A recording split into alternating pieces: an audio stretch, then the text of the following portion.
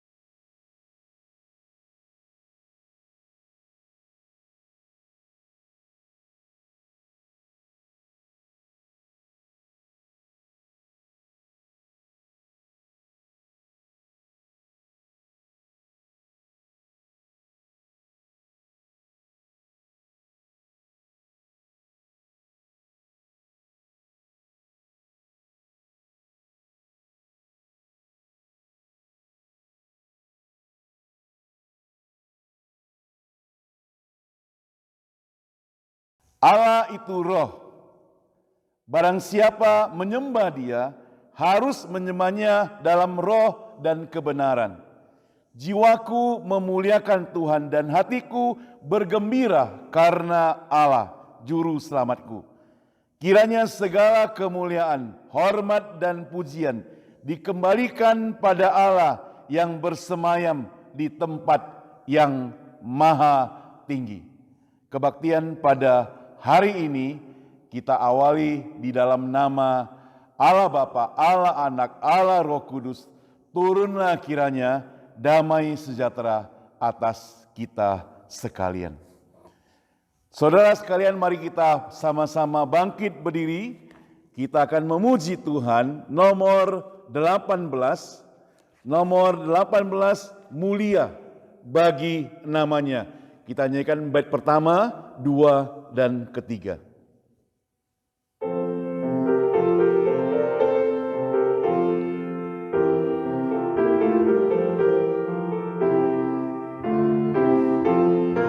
Sama-sama nyanyikan. Tuhan Yesus, ku menyembah dan masyurkan rahmat-Mu. Kau yang kudus dan berkuasa, mulialah nama-Mu. Mulia,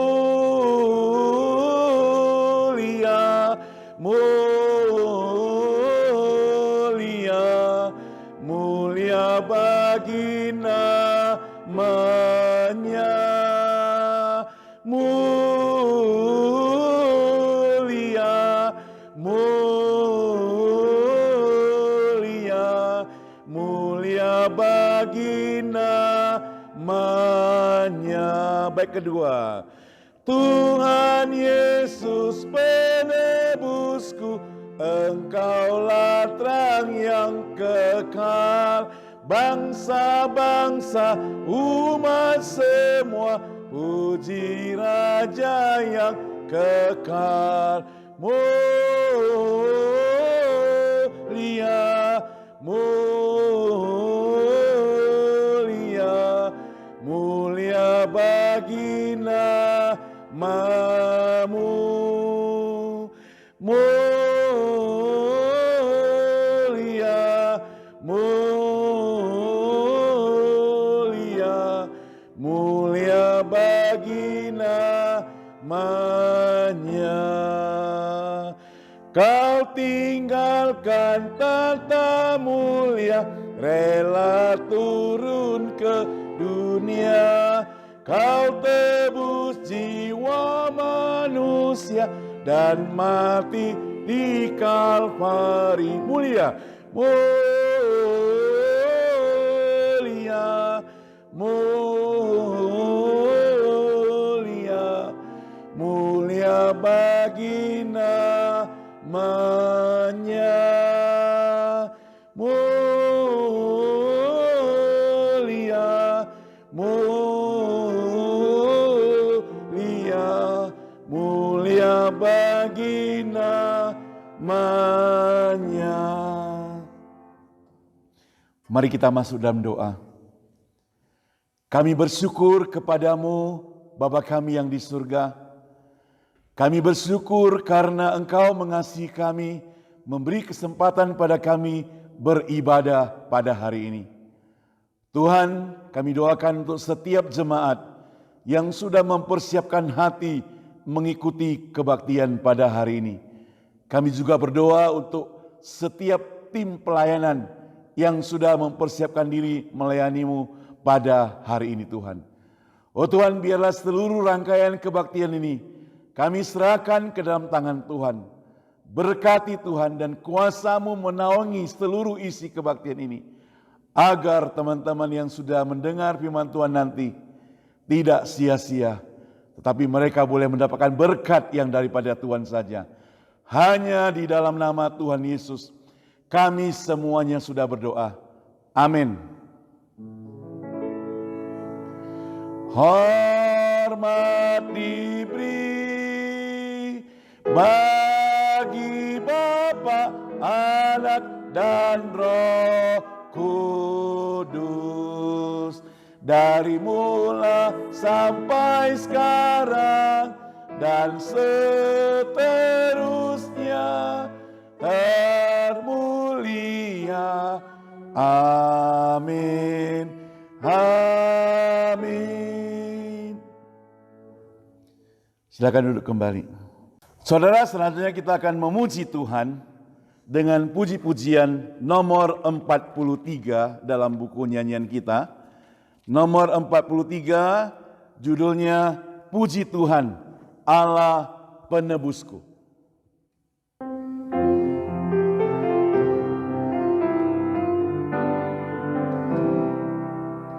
Ku puji Tuhan, oh Allah penebusku, puji dan syukur ku bawa padamu. Di hadapan Tuhan aku bersujud, dengan sukacita ku memujimu. Ku menyembah dan memuji Allah Bapa, di bawah naungan-Mu ku aman selalu.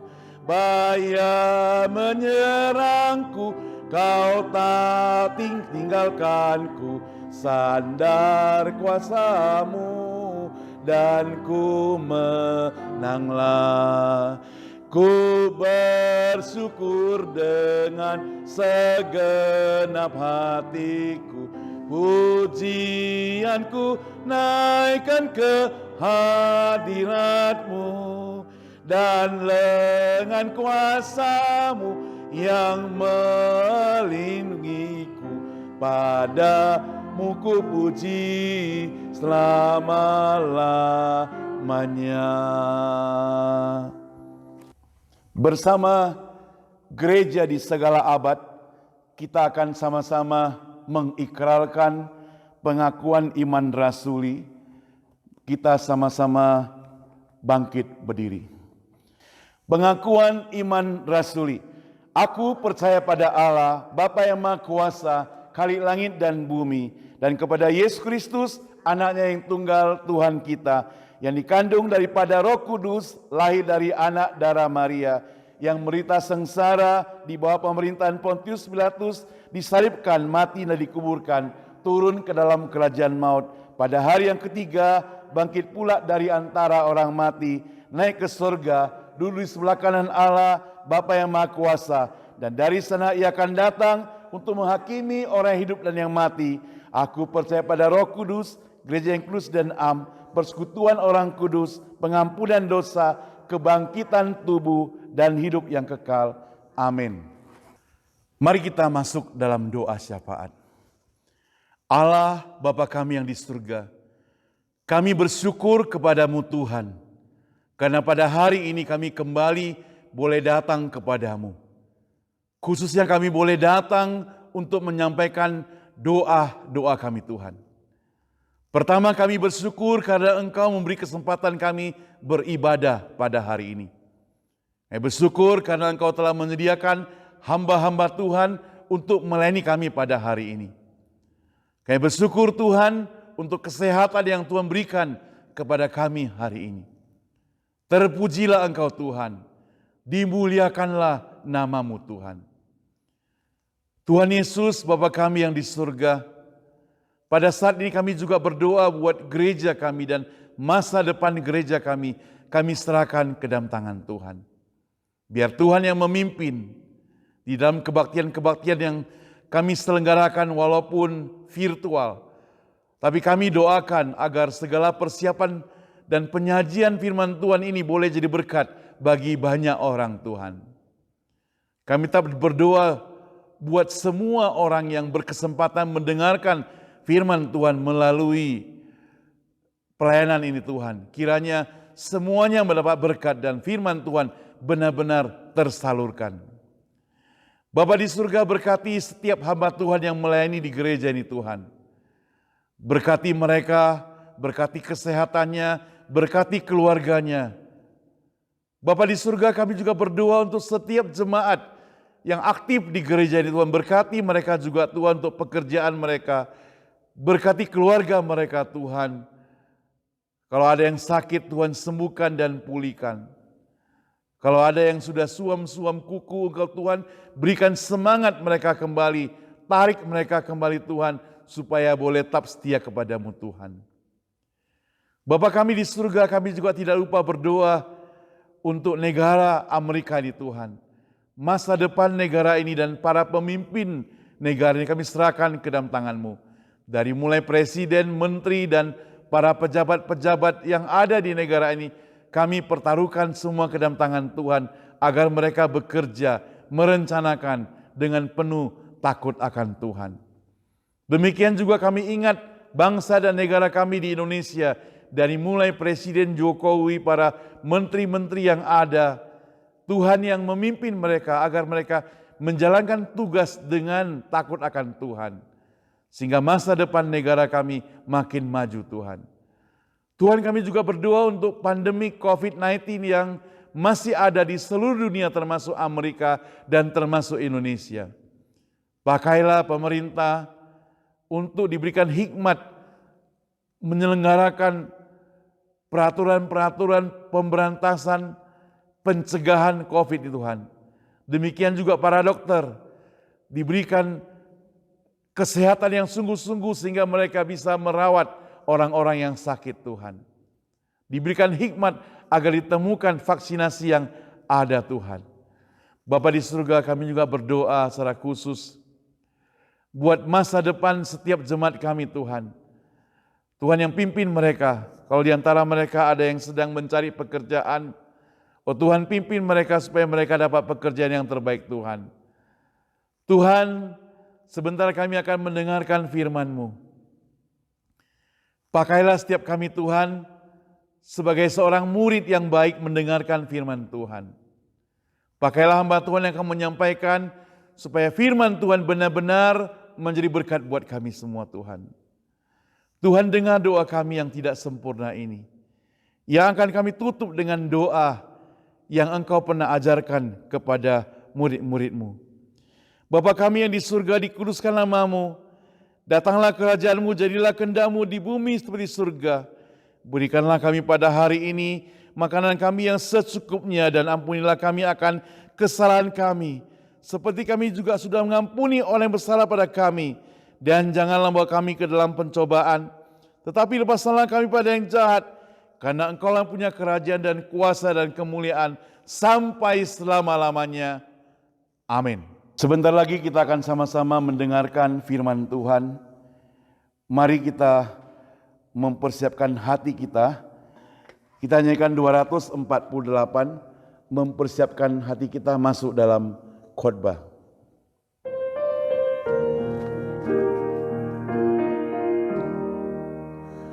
Kehendak-Mu, oh genapkanlah.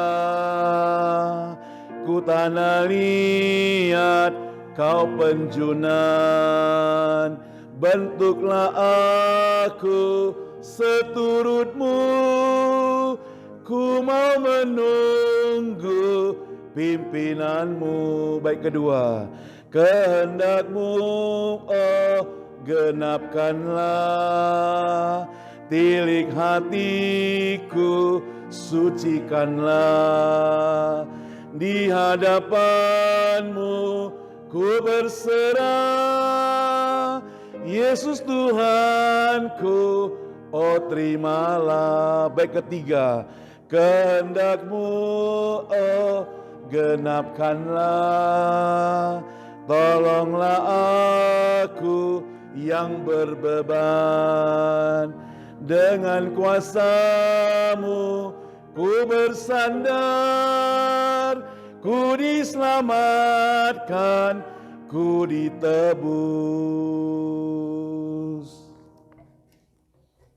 Mari kita sama-sama mempersiapkan hati kita mendengarkan firman Tuhan.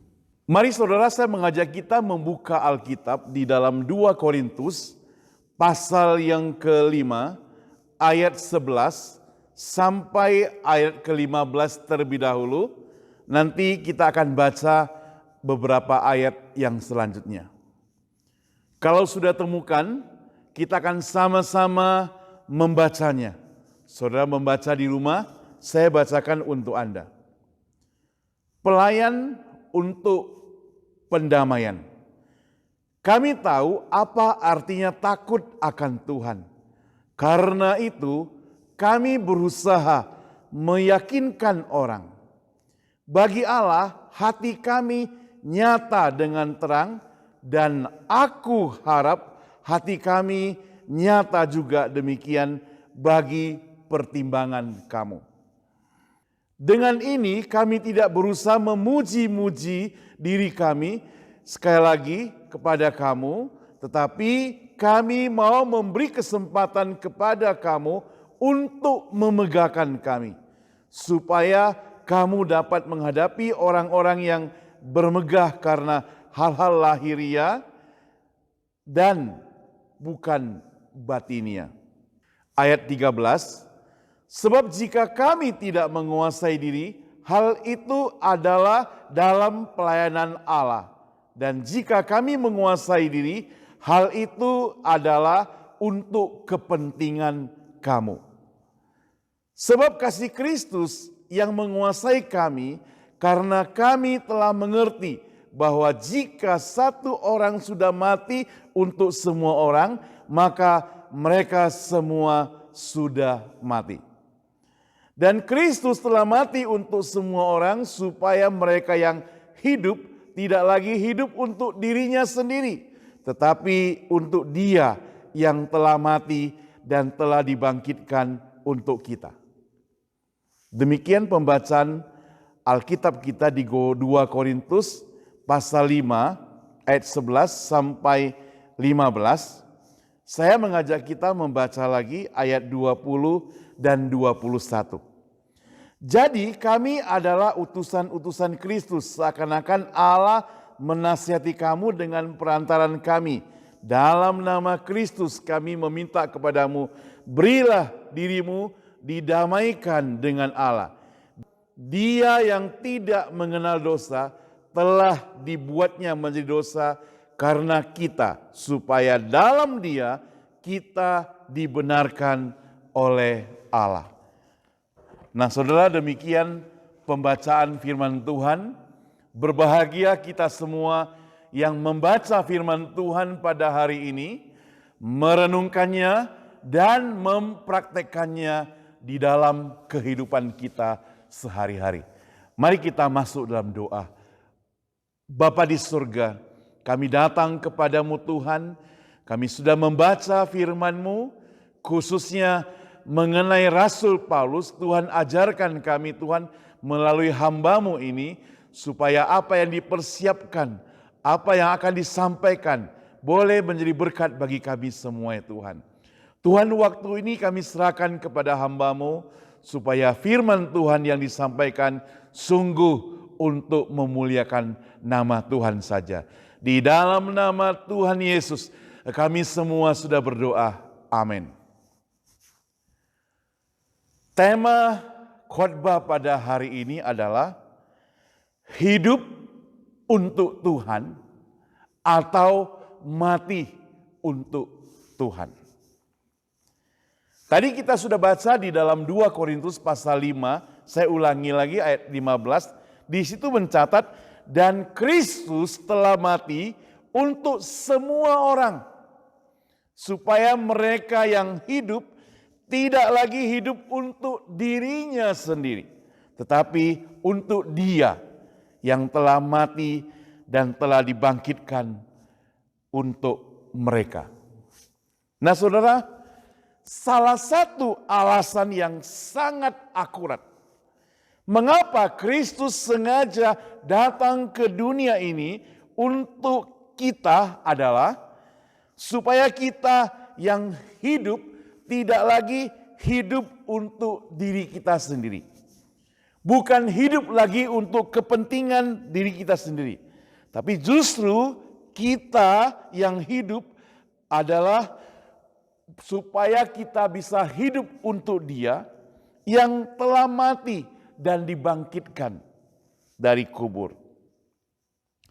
Nah saudara, sejak umat manusia jatuh ke dalam dosa, manusia itu menjadi egois. Manusia itu menjadi mementingkan diri sendiri. Manusia itu menjadi menjaga aku, menjaga saya. Menjadi demikian saudara. Termasuk juga berhubungan dengan mencari keuntungan. Ketika kita berdagang, ketika kita mengadakan suatu usaha yang mendapatkan untung, karena manusia sudah jatuh dalam dosa, walaupun dengan sesama teman, kita mau cari untung. Jangankan dengan sesama teman saudara, dengan sesama saudara, kita pun mau mencari untung. Jangankan dengan sesama saudara, dengan orang tua kita pun kita mau cari untung. Dalam perjalanan kembali dari Jakarta menuju ke San Francisco, saya kebetulan bertemu dengan seorang ibu. Dia ceritakan bagaimana pergumulan hidupnya. Dia bilang, kakakku yang disayang oleh mamaku itu diam-diam telah mengubah harta kekayaan mama, termasuk sertifikat rumah mama, menjadi milik dia. Toko mama sudah menjadi milik dia. Jadi ketika mama jatuh sakit, dia sudah menguasai semuanya itu. Nah saudara, ini dengan mamanya sudah mencari untung seperti demikian. Inilah yang membuktikan bahwa manusia sudah jatuh ke dalam dosa. Hanya mementingkan diri sendiri. Jika mendatangkan kebaikan, jika mendatangkan keuntungan, kita mau dapat yang banyak. Jika tidak mendapatkan keuntungan, jika tidak mendapatkan kebaikan, kita bila perlu tidak mau menerimanya. Jika mendatangkan kesenangan, kita oke. Jika mendatangkan kesusahan, kita tunggu dulu. Jika perlu pengorbanan, tunggu dulu. Nah, jadi sifat manusia yang dikuasai oleh dosa maunya adalah untuk diri sendiri. Makanya jikalau ada pekerjaan misi untuk Tuhan, harus pergi ke daerah-daerah yang terpencil, maka sedikit sekali orang yang mau ke sana. Memang saya tahu ada orang yang pergi mission trip ke sana, tetapi hanya singkat. Itu pun nginapnya di hotel. Jarang-jarang mereka mau nginap di rumah yang tradisional, yang WC-nya mungkin terbuka. Mereka sudah tidak mau lagi seperti demikian. Nah, jujur saja, kalau ada pun orangnya bisa dihitung dengan jari saudara. Itu artinya apa saudara? Itu artinya kalau yang senang okelah untukku. Kalau yang tidak senang okelah untukmu saja. Dengan sangat rohani dia katakan, biarlah aku mengalah untukmu. Nah saudara, konsekuensi kita yang mau hidup bagi Tuhan merupakan keharusan bagi setiap orang yang percaya. Dan jika seorang anak Tuhan mau taat, saya ulangi, jika seorang anak Tuhan mau taat, ia harus mengalami perubahan total di dalam hidupnya. Apa saja yang perlu diubah, saudara? Saya mencatat di sini ada satu yang pertama, yaitu perubahan pemikiran. Dalam 1 Korintus yang kita baca saudara tadi, kita coba kembali kepada ayat yang ke-16. Di situ mencatat, sebab itu kami tidak lagi menilai seorang juga pun menurut ukuran manusia. Dan jika kami pernah menilai Kristus menurut ukuran manusia, sekarang kami tidak lagi menilainya demikian. Jadi Rasul Paulus mau katakan, dia tidak mau menilai orang lagi menurut ukuran manusia. Dia mau menilai menurut ukuran Tuhan. Karena manusia hanya melihat apa yang terlihat. Tapi Tuhan melihat apa yang tidak dilihat. Manusia melihat apa yang ada di depan mata. Tapi Tuhan melihat sampai hati yang terdalam. Yang di depan mata itu bisa bohong-bohongan. Tapi yang di dalam hati kita tidak bisa berbohong kepada Tuhan. Saudara, bayangkan saja perubahan itu terjadi dalam kehidupan Rasul Paulus. Ketika Paulus itu bertobat, maka hidupnya itu berubah total. Orang yang tadinya hidupnya penuh dengan kekejian, kekejaman, tetapi sekarang diubah oleh Tuhan secara dahsyat, saudara. Paulus itu bukan orang sembarangan. Sebagai orang Farisi, dia juga sebagai ahli Taurat.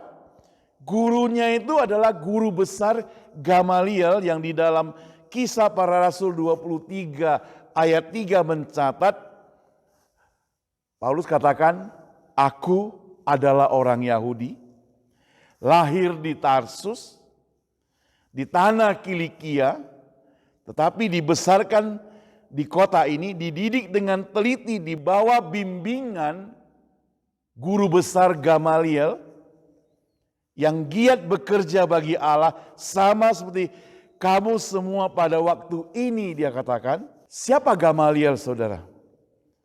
Kisah Rasul 5 ayat 34 mencatat, Gamaliel seorang ahli Taurat yang sangat dihormati, sangat disegani oleh orang banyak. Nah, orang yang ahli seperti Paulus ini, saudara, dapat salah menilai terhadap Yesus pada masa lalu. Itu sebabnya maka dia gabung bersama satu kelompok orang pergi hendak menghancurkan para pengikut Kristus. Tetapi Alkitab mencatat Tuhan mengubah dia di tengah jalan. Nah saudara, kadang dalam kehidupan kita terdapat hal-hal yang demikian juga. Kita terlalu gampang memprediksi seseorang terlebih dahulu. Kita terlalu gampang curiga kepada orang. Kita terlalu gampang merasa ragu pada seseorang. Oleh sebab itu, menurut Stephen Covey, dalam bukunya 7 kebiasaan yang paling efektif, saya baca pada waktu itu, mencatat bahwa paradigma hidup kita itu harus diubah. Ia mengkisahkan dalam perjalanan pulang melalui sebuah kereta api, dia sedang duduk di bangku kereta api membaca koran. Tiba-tiba ada 2 orang anak kecil datang mengganggu dia. Sebenarnya dia sayang pada anak kecil. Tapi karena dia mau konsentrasi membaca koran dan anak itu mengganggu terus dia, kadang-kadang tarik-tarik korannya, tarik-tarik bajunya, kadang-kadang pegang rambutnya, pegang kacamatanya. Lama-lama dia jengkel. Apalagi dia melihat di seberang sana bapak dari anak-anak ini sedang duduk. Matanya memandang kepada anak-anaknya, melakukan dan dibiarkan. Nah saudara, apa yang terjadi? Stephen Covey ini dengan terus terang, dia datang kepada bapak dari anak-anak itu, dia katakan, "Halo bapak, sorry anakmu ini mengganggu terus aku." Dalam hatinya sudah jengkel, saudara. Tapi bapak itu minta maaf, dia bilang, "Maafkan saya melihatnya. Tapi saya tidak bisa berkata apa-apa. Kami baru pulang dalam suatu penguburan terhadap mama dari kedua orang anak ini. Mamanya meninggal karena kecelakaan yang dahsyat. Dan kami baru pulang dalam perjalanan, saya berpikiran kacau. Maafkan saya." Nah saudara, setelah Stephen itu mendengar cerita dari bapak tersebut, sekarang anak itu mengganggu dia, pegang-pegang kacamata dia, tarik-tarik bajunya, dia tidak lagi marah. Dia sudah berubah. Kenapa saudara? Karena tadi dia melihat dari luar. Tadi dia melihat dari depan, luar, wajah. Tapi ketika bapaknya sudah menceritakan kepada Stephen apa yang terjadi, maka sekarang si Stephen itu sudah melihat dari dalam. Nah saudara, kita juga sebagai orang percaya mesti bijaksana seperti demikian. Orang Kristen yang bijaksana, orang Kristen yang diperbaharui oleh Tuhan, dia menilai orang bukan hanya di depan yang dilihat. Dia menilai orang dari yang terdalam. Dia menilai seseorang itu tidak dengan curiga. Dia tidak gampang sakit hati. Dia tidak sedikit-sedikit marah. Itu orang yang sudah diperbaharui. Dia dapat menahan diri. Dia dapat menguasai dirinya. Rasul Paulus mengatakan dia dapat melupakan dirinya untuk kamu. Di ayat yang di atas dikatakan. Sampai-sampai dia dapat melupakan dirinya. Karena dia mau hilangkan rasa egois itu. Itu ditulis dalam tensis masa kini. Jadi pada masa kini dia sudah diubah. Dia sudah dapat menahan dirinya. Nah saudara yang saya kasih Tuhan, konsep inilah yang harus kita kuasai dalam kehidupan kita. Yang menjadi pertanyaan, bagaimana dengan kita? Bukankah terlalu sering kita ini menilai orang dengan nilai yang sumbang? Apalagi orang itu pernah merugikan kita. Terlebih-lebih orang itu pernah menyakiti kita. Seakan-akan bagi kita, orang itu adalah musuh yang berbuyutan. Pada waktu kita masih berteman, orang itu berbuat apa saja, kita gak peduli. Bahkan orang itu salah pun, kita membelanya. Tetapi begitu menjadi musuh kita, orang itu berbuat baik pun, kita katakan salah. Celaka saudara, manusia sampai sedemikian rupa saudara. Kalau kita tidak berubah. Kalau kita berubah benar-benar, kita tidak akan membenci manusia yang lain. Kita hanya membenci tingkah lakunya. Kita tidak akan membenci orangnya. Ingat saudara, perbuatan bejat apapun yang dilakukan orang, kita sebagai manusia tidak berhak membenci orang tersebut. Kita boleh membenci tingkah lakunya, kita boleh membenci kelakuannya, tapi sebagai anak Tuhan, kita tetap harus mengasihi orang itu. Kesalahpahaman bisa terjadi, tetapi kita tidak berhak membenci orang tersebut. Yang berhak itu Tuhan. Yang berhak terhadap sesama manusia itu Tuhan. Bahkan kita tidak berhak menghakimi orang lain, saudara. Saya pikir saatnya kita mengubah pemikiran kita, saudara. Jika benar-benar kita mengakui Kristus telah mati untuk kita, maka kita harus benar-benar juga berubah dalam kehidupan kita. Apabila memang dia benar-benar hidup dalam kehidupan kita, maka kita juga harus menghidupkan Kristus dalam kehidupan kita supaya orang lain melihat di dalam kita, di dalam hidup kita ada Kristus yang hidup. Ada perbuatan-perbuatan yang mencerminkan sebagai anak Tuhan. Saudara, Yesus telah mati untuk kita, supaya kita hidup untuk Dia, saudara. Untuk hidup bagi Tuhan, yang pertama tadi, kita harus berubah. Nah saudara, tadi yang pertama itu merupakan perubahan dalam hal pikiran. Perubahan dalam akal pikiran. Maka yang kedua, perubahan yang akan terjadi dalam hidup kita itu adalah perubahan diri kita, ya. Perubahan diri kita. Coba kita perhatikan di dalam 2 Korintus pasal 5 ayat 17. Jadi siapa yang ada di dalam Kristus, ia adalah ciptaan baru. Yang lama sudah berlalu, sesungguhnya yang baru sudah datang. Jadi ada perubahan dari ciptaan yang lama yang berdosa itu sekarang menjadi ciptaan yang baru.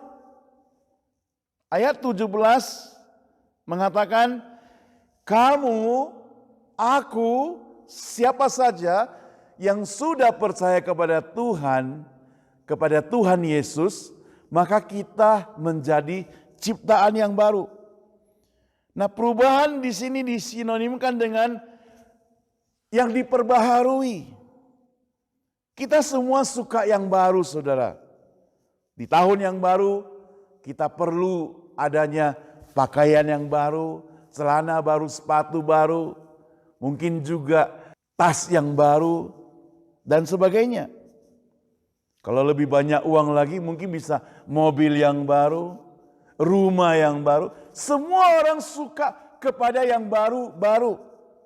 Nah saudara, sejorok-joroknya manusia, saya begitu yakin untuk menjaga dirinya, dia pasti mau dirinya bersih. Ini adalah manusia yang normal. Kalau dia tidak normal, apa boleh buat? Apalagi di zaman pandemik seperti sekarang ini. Semua kita harus yang bersih. Cuci tangan, pakai masker, jaga jarak. Kita mau bersih. Kalau mau makan, cuci tangan. Mau pulang dari pasar, cuci tangan. Ada yang ganti baju, ada yang mandi lagi, saudara. Banyak yang kita lakukan. Kenapa? Karena kita mau jaga agar hidup kita benar-benar bersih. Ciptaan yang baru itu pasti sudah bersih, saudara. Beberapa minggu lalu saya sempat ngobrol dengan seorang teman. Dia katakan, nanti saya rencana kalau Tuhan izinkan, tahun depan mau ganti mobil baru. Saya bilang bagus, puji Tuhan, itu berarti berkat Tuhan melimpah buat Anda. Tapi dia katakan, kalau saya ganti mobil baru, saya susah. Saya tanya, kenapa susah? Iya, nanti kalau saya parkir di parkiran, saya takut orang senggol. Karena seringkali mobil kita yang baru, orang di parkiran buka pintu tidak hati-hati, kena mobil kita bisa lecet. Dia bilang nanti saya taruh di rumah, anak-anak main, kalau bikin lecet, bikin saya naik pitam, emosi. Kalau duduk di mobil nanti mereka bikin kotor, saya juga marah-marah. Nah saudara, itu kelakuan manusia, bisa seperti itu. Apa yang mau saya katakan pada kita saudara? Yang saya mau katakan pada kita adalah, kita mau yang bersih. Apalagi yang baru pasti mau bersih. Nah sekarang diri kita adalah ciptaan baru. Kita pasti mau jaga supaya diri kita itu jadi bersih. Kita tidak mau senggol dengan kemarahan. Kita tidak mau senggol dengan kenajisan. Kita tidak mau senggol dengan kata-kata kotor. Kita tidak mau senggol dengan perbuatan-perbuatan yang merugikan. Kita tidak mau senggol dengan rasa dendam. Semuanya itu kita mau yang baru. Itu sebabnya maka sebagai anak Tuhan, ciptaan yang baru, kita benar-benar ada perubahan. Termasuk berkata-kata. Apalagi berkata-katanya kepada Tuhan. Berkata-kata kepada Tuhan perlu adanya kesungguhan, kesucian hati. Tidak boleh sembarangan. Karena Tuhan itu suci adanya. Tuhan itu kudus adanya. Kita datang ke tempat yang kudus. Sebagai orang yang merupakan ciptaan baru. Harus berkata-kata dengan kata-kata yang penuh kekudusan juga. Walaupun kita sebagai orang yang berdosa. Makanya kita sangat sedih kalau mendengar orang berdoa dengan doa yang menyakitkan. Kemarin saya kaget pernah dengar orang berdoa supaya orang itu umurnya dikurangi. Kan aneh. Ciptaan baru tidak akan berdoa seperti demikian. Yang ketiga, saudara. Kalau tadi yang pertama dikatakan ada perubahan dalam hal pikiran. Konsepnya berubah. Yang kedua, ada perubahan dalam hal dirinya dari ciptaan yang lama menjadi ciptaan yang baru. Maka perubahan yang ketiga adalah perubahan status, saudara. Apabila terjadi perselisihan, maka otomatis kehidupan kita merasa sedikit banyak terganggu. Konsentrasi kita bercabang, hati kita galau, pikiran kita tidak menentu. Saat-saat yang paling sulit dalam hidup ini adalah tatkala masalah itu datang menyerang dan bertubi-tubi gak habis-habisnya. Kehidupan Paulus itu demikian saudara. Sebelum ia bertemu dengan Tuhan Yesus, hatinya menggebu-gebu, penuh dengan dendam. Keinginannya hanya menghancurkan, merusak, membunuh, membasmi pengikut Kristus. Itu sebabnya ia tidak merasa bersalah, saudara, walaupun menyaksikan orang-orang melempari Stefanus hingga mati. Dia tidak merasa bersalah. Meskipun ia tidak ikut melempari, namun ia memiliki perasaan yang sama dengan mereka yang melempar, yaitu menganiaya pengikut Tuhan yang sejati itu. Nah saudara, kehidupan yang demikian pasti akan berlangsung terus-menerus jikalau Paulus tidak bertemu dengan Tuhan Yesus. Makanya walaupun ia harus buta selama 3 hari, namun pertemuannya dengan Tuhan membawa suatu kedamaian, membawa suatu pembaharuan. Dari tadinya, tanda kutip pengikut setan, sekarang menjadi pengikut Tuhan. Dari tadinya anak setan, sekarang menjadi anak Tuhan. Karena Tuhan Yesus telah memperdamaikan kita dengan Tuhan Allah. Dengan demikian maka Paulus juga diperdamaikan melalui Tuhan Yesus. Tadinya tatkala kita dikuasai dosa, kita adalah seteru Allah. Tetapi begitu mengalami kasih Tuhan, kita adalah sahabat Allah. Yang menjadi pertanyaan, sudahkah engkau mengalami perubahan seperti demikian? Sudahkah engkau mengalami perubahan-perubahan yang sedemikian rupa, saudara? Memang ada orang yang mengeluh. Mereka berkata bahwa hidupnya susah untuk berubah. Maka doanya agar Tuhan jangan menuntut dia berubah secepatnya. Apakah itu hal yang benar, saudara? Saudara, kadang kita bertemu dengan orang, atau mungkin juga itu adalah kita, yaitu kita sulit sekali berubah. Kita merasa kenapa hidup kita itu mau memperbaiki, mau tinggalkan yang jahat, gak bisa. Nah, saudara, suatu hari ada seorang bapak datang kepada seorang pendeta yang bernama Profesor Dranmon. Profesor Dranmon ini rupanya dia baru berkhotbah tentang perubahan hidup. Lalu si bapak itu katakan kepada profesor, Pak Profesor, saya ini mau hidup menjadi orang Kristen yang sungguh-sungguh. Saya mau jadi orang Kristen yang baik. Profesor itu acungkan jempol, bagus. Bagus sekali. Engkau telah mendengar firman Tuhan. Firman Tuhan telah menggerakkan hatimu.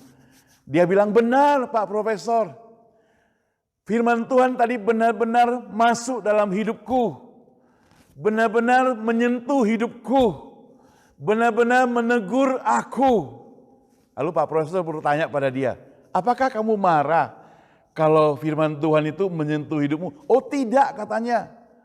Justru firman Tuhan menyentuh hidupku, maka sekarang aku mau berubah.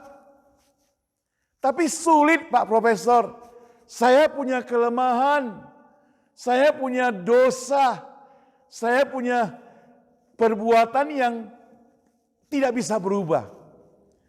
Profesor berkata kepada dia, kenapa? Apa masalahnya? Dia bilang, saya setiap bulan menggelapkan uang itu 3.000 US dollar. Tapi saya tidak bisa berubah. Profesor itu punya akal. Dia bilang jadi kamu benar-benar gak bisa berubah. Lalu bagaimana kamu jadi orang baik?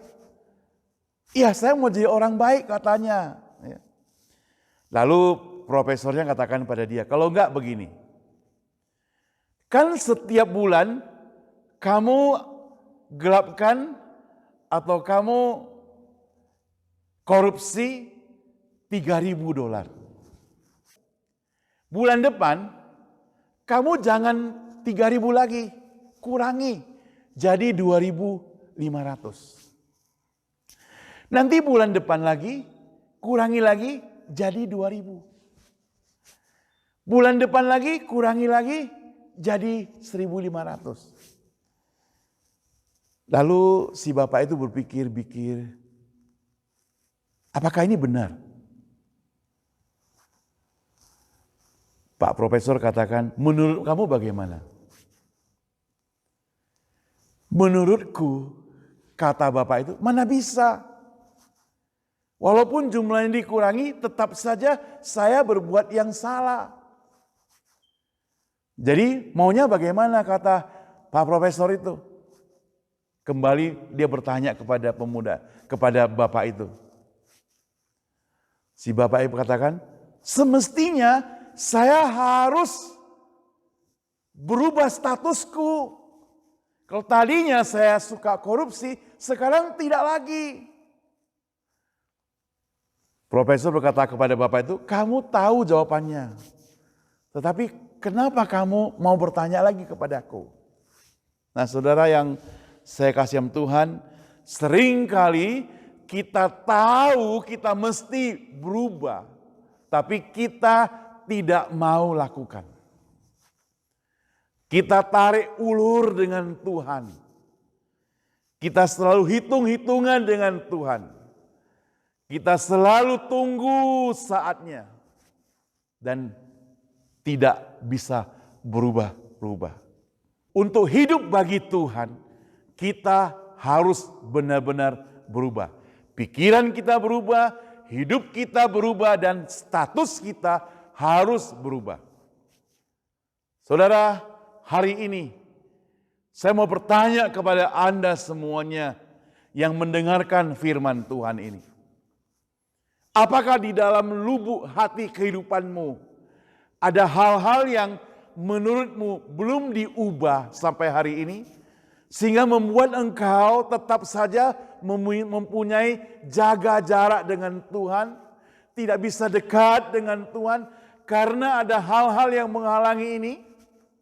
Hari ini juga tidak bisa tunggu-tunggu.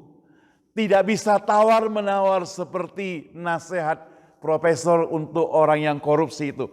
Kita harus segera membuang itu semuanya. Sehingga status kita benar-benar diubah. Menjadi ciptaan yang baru. Hidup kita diubah. Menjadi yang baru. Diperbaharui pemikiran kita. Diperbaharui hidup kita. Dan diperbaharui status kita. Amin, saudara. Mari kita berdoa. Allah Bapa kami yang di surga, kami datang kepadamu Tuhan. Kami bersyukur ada seorang tokoh yang bernama Rasul Paulus yang boleh kami pelajari pada hari ini. Di dalam kehidupannya sebagai orang yang bejat, orang yang jahat. Tapi Tuhan mau pakai dia sehingga hidupnya benar-benar diubah oleh Tuhan menjadi ciptaan baru. Statusnya diubah oleh Tuhan menjadi anak Tuhan. Dan perbuatannya semua diubah oleh Tuhan. Tuhan, kalau Rasul Paulus yang begitu jahat saja bisa diubah sedemikian rupa, kami percaya Tuhan kami juga bisa diubah demikian. Oh Tuhan, tolonglah setiap kami yang sudah mendengar firman Tuhan yang masih merasa sulit untuk berubah. Tuhan, ampuni kami Tuhan. Tolong kami mau segera berubah menjadi anak Tuhan yang benar-benar cinta kepadamu, yang benar-benar setia kepadamu. Karena Engkau sudah terlebih dahulu cinta kepada kami. Engkau terlebih dahulu setia pada kami. Tuhan, berkati setiap jemaat yang ada di Cornerstone ini Tuhan. Berkati pekerjaan mereka, berkati kesehatan mereka, berkati usaha mereka, berkati keluarga mereka, dan berkati kerohanian mereka Tuhan. Agar hari demi hari mereka lebih setia pada Tuhan. Ada perubahan yang lebih cinta kepada Tuhan. Ada perubahan yang lebih mencintai sesama juga. Dengar doa kami Tuhan, di dalam nama Tuhan Yesus kami semua berdoa. Amin. Tuhan memberkati kita sekalian. Saudara, sekarang tiba saatnya kita akan memberikan yang terbaik kepada Tuhan. Kita mengembalikan segala berkat-berkat Tuhan yang sudah Tuhan berikan pada kita untuk pekerjaan Tuhan. Mari saudara, kita memberikan yang terbaik kepada Tuhan. Sama-sama kita akan memuji Tuhan dalam persembahan ini, 229.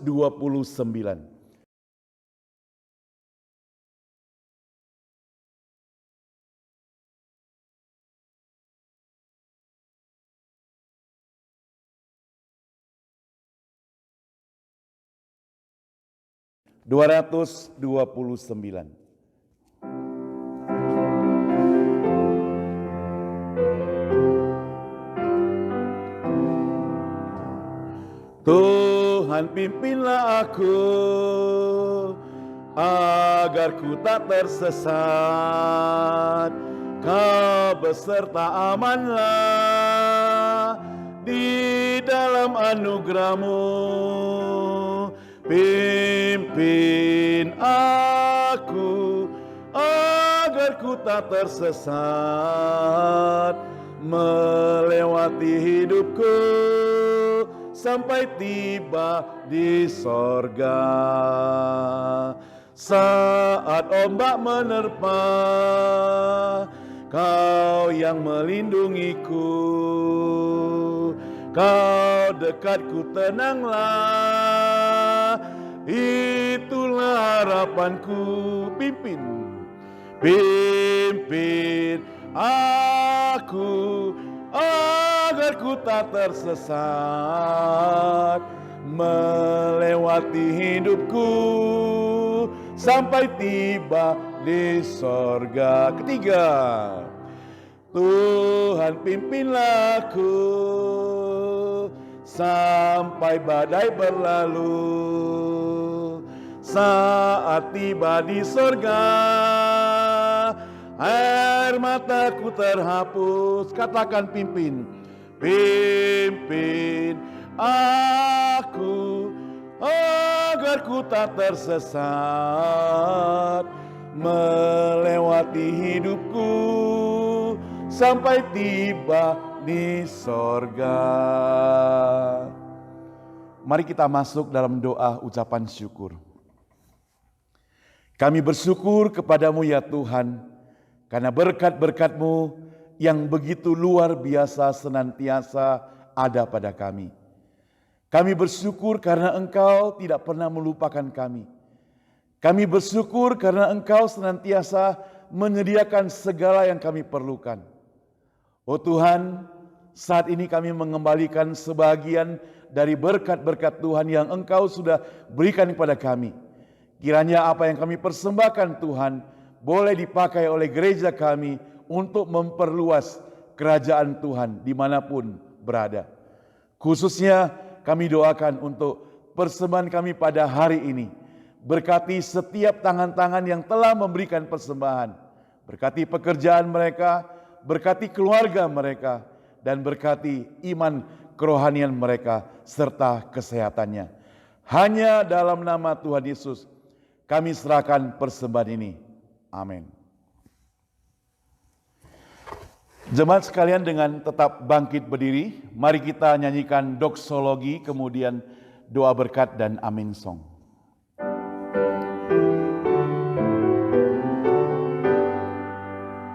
Puji Allah Bapa Putra, puji Allah Roh Kudus, ketiganya yang esa. Pohon selamat, sumber berkat. Amin. Mari kita terima doa berkat. Kasih dari Allah Bapa, anugerah dan keselamatan dari Yesus Kristus, pertolongan dan penghiburan dari Roh Kudus menyertai kita sekalian, menyertai kehidupan kita, menyertai pekerjaan kita, menyertai keluarga kita, menyertai kesehatan kita, menyertai kerohanian kita, kehidupan kita seluruhnya hari ini, besok, dan sampai selama-lamanya. Amin. Amin. Amin.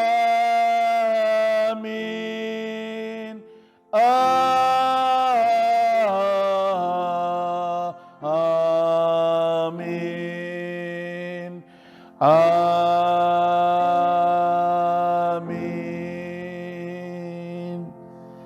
Dipersilakan duduk kembali. Saat teduh kebaktian selesai.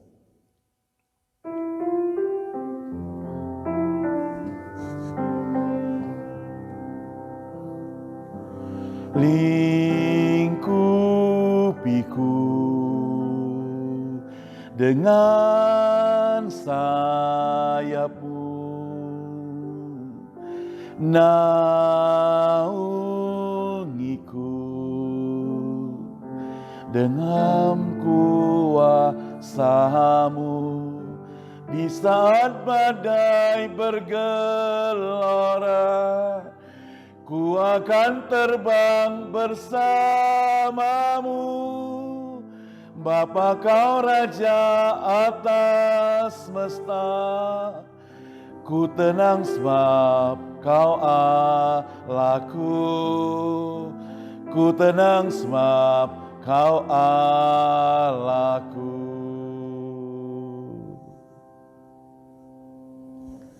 Demikianlah kebaktian kita pada hari ini.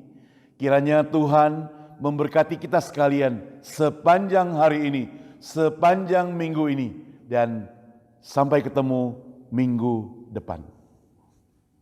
Saudara, sebelum kita berpisah, ada beberapa hal yang mau saya sampaikan. Yang pertama, pada tanggal 26 November ini, kita akan mengadakan kebaktian Thanksgiving atau kebaktian ucapan syukur yang kita selenggarakan jam 7 malam.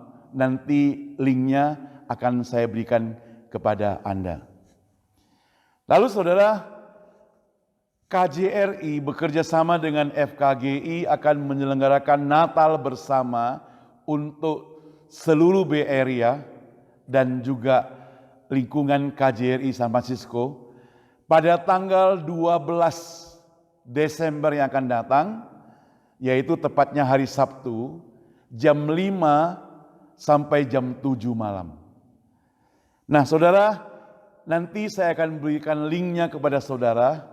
Kebaktiannya juga secara virtual, bisa masuk melalui Zoom ataupun di YouTube. Nah, untuk gereja kita, perayaan Natal akan kita selenggarakan pada tanggal 25 ada kebaktian, yaitu jam 7 malam juga, tanggal 25 Desember, tepatnya hari Natal. Dan pada hari Minggu, kita seperti biasa kebaktian Natal. Nah, sedangkan kita mau join dengan Christmas Sing dengan gereja pusat, itu pada tanggal, catat ya, 19 Desember jam 7.30 malam. Semuanya dalam bentuk virtual, nanti linknya akan saya berikan kepada teman-teman semuanya. Oke, sampai ketemu, Tuhan memberkati Anda.